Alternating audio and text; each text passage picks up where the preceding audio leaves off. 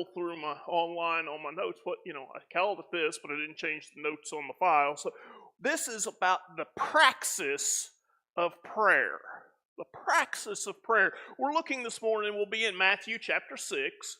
We're going to spend a little bit of time. We're not going to go super in depth, but we're going to spend a little bit of time looking at what we typically call the Lord's Prayer. So, like I said, this is the fourth week of this series. And so this morning I want to begin to put together some of the things that we've talked about over the last few weeks. And look at and begin to think about how do we do this thing called prayer. And as I think about the praxis of prayer, there are three kind of steps that come to mind. Preparation, posture, and then the actual practice of prayer.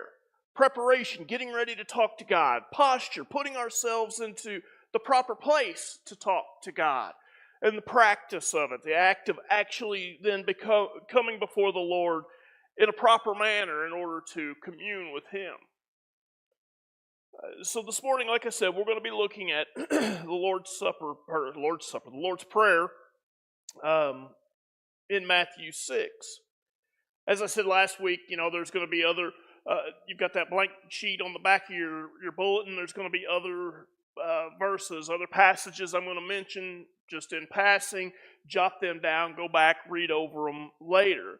But we won't be spending too long on most of those. But by now, I hope you've found Matthew chapter 6. Will you stand with me as we read?